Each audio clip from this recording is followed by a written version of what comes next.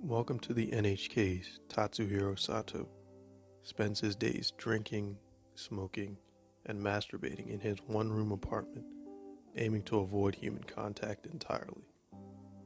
Watamote's Tomoko Kuroki attends class every day with the intention of being accepted and revered, yet never manages to even make a move, instead deciding to despise those around her, fleeing to her fictional lives within various games and anime.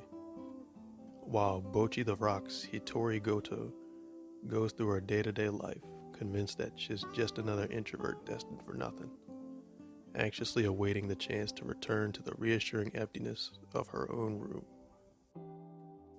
Despite their vastly different appearances, ages, financial situations, family circumstances, and overall backgrounds, the cruxes of their troubles, the core of their inability to live their lives in a way they truly enjoy, is the same. And while some of their hobbies may overlap, these similarities are quickly established to be insignificant. Goto's bandmate Ryo Yamada rarely speaks at all, and even less often holds a full conversation with anyone, and yet she's unburdened by the core problem faced by Goto, with her demeanor earning her a cool status with those around Ryo adoring and accepting her for it. Similarly, Tomoko's closest friend, Yu Naruse, is the polar opposite of Tomoko, yet still she suffers from the same issues as well. In spite of having everything Tomoko believes will turn her life around, Yu is still just as confined by the same issue as Tomoko. And even Sato's classmate from high school, Kaoru Yamazaki, being someone who openly claims to prefer the world of fiction to that of reality, has managed to continue his education trudging through reality. The presence of these characters within Goto, Tomoko, and Sato's stories illustrates the insignificance of the specifics of their personal interests and interpersonal behaviors, and instead highlights the importance of the cruxes of their struggles, with even someone like Tsubasa Hanekawa, who excels in school, is idolized by her peers, participates in local events, has friends, a love interest, and is by all means a gregarious individual, is still being confined by the same core issue. Tomoko and Sato's daily lives are especially emblematic of these cruxes, with Tomoko dedicating all of her time to considering her own social status and the way she's perceived by those around her. She harbors the belief that she'll go to any length to gain a favorable perception by those around her, yet her inability to get the results out of life she seeks further causes her to reject the people she's surrounded by, convinced that anyone who isn't willing to serve her fantasies was worthless anyway.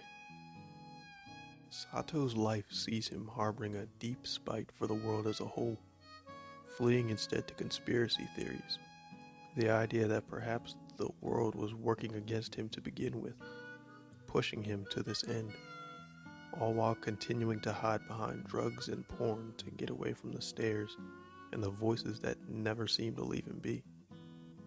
While he'd managed to find something during his time in high school, the transition to college and the ensuing experiences led him to face these new burdens alone, and when facing it, he fled, and has never once looked back since. Goto, on the other hand, has avoided those around her due to being so conscious of others' judgment of her, such that she frequently conjures up fantasies that take even the most basic interactions or missteps and transform them into warped perceptions of the consequences of those same exact occurrences, with those fantasies occasionally leading to her taking bizarre actions in reality to the bewilderment of those around her. Hanekawa's situation, however, takes all of those core issues and bottles them all up, hiding them behind facades of infallibility and unnerving saintliness, leaving those bottled up struggles to fester for years until it eventually begins to consume her. Her troubles plague her to such an extent that they physically manifest to finally alleviate her from those cruxes and give her an opportunity to live life in a way true to her desires, unburdened by that which confines her. While it's clear to each of them that something must change in their lives to escape their situations, to win out and live life their way, free from those core issues, pinning down what that something is, and first and foremost acknowledging that it needs to change, proves to be the hurdle that each character must find it in themselves to clear. And in facing down this hurdle with every passing moment, each of them come to develop notions about their own lives that hold the potential to be devastating to themselves and those around them. With one such notion within their stories being the belief that someone will magically come to take all the pain away someday, or worse yet, that someone is obligated to come and save them, with the acceptance and rewarding of these notions undermining their journeys. Sato's story is unfortunately undermined in such a way, with him being miraculously saved by an angel who just comes to take all the pain away. Ultimately, it's only Goto and Hanakawa who manage to overcome their struggles themselves. And for Goto, it's not due to the friends who've come to accept, love, and even partake in her bizarre tendencies. It's because of her passion for music, her own drive to improve her skills and her own life. She forces herself to take that step forward, even as odd as it may seem, and she makes progress toward escaping the confines of that core problem because of it. Not quite finding a perfect solution, but moving forward nonetheless. In spite of the conclusions of both Tomoko and Sato's journeys, Ishida Shoya's discoveries in A Silent Voice make one thing perfectly clear. No one is going to miraculously come along and decide to save them.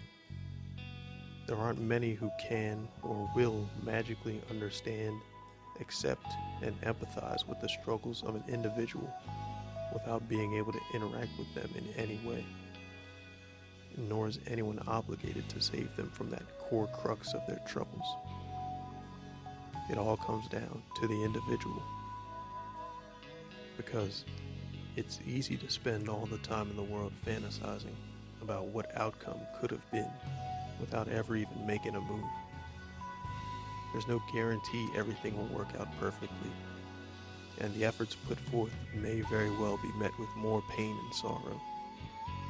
But not a single thing is ever going to improve until that risk is accepted and the resolve to move towards that door with every ounce of courage available is taken on. And so while Sato's journey may have met an unfortunate end, and Tomoko's still continues confusedly, Bochi, Shoya, and Hanakawa are working down a path to face those core issues head on. And really, even if they've made missteps, that door, the door out of the isolation, is always waiting to be opened. いつか君が教えてくれたあの言葉が胸の奥のドアを不意にノックする振り返る暇もなく何に追われ忘れていた景色を今君の声が思い出させるよ大丈夫さあ始めよう And it's the right time 歩き出そう Yeah it's the right time 恐れないでほらあの丘を越えた場所で僕を待っているよ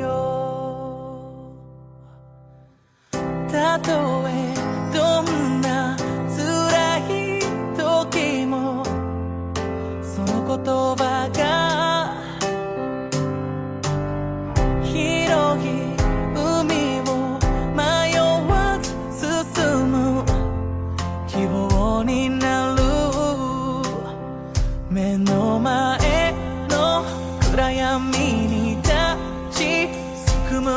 び光を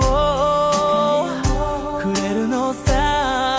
もし君が一人を感じるときは大丈夫、そばにいるよ。 And it's the right time 歩き出そう。 Yeah, it's the right time 恐れないで。ほらあの丘を越えた場所を共に見に行こう。 Take a good look at yourself. Right now you're nothing but an ugly, pathetic, filthy pervert. 戸惑う日も小さな声でそっとつぶやくのさ。君と僕に越える声で And it's the right time 歩き出そう。 Yeah, it's the right time 恐れないで。ほらあの丘を越えた場所に僕らを待ってるよ。ほらあの丘を越えた場所へ私にとっては共にど生まれて初めてのこま言葉だった。でも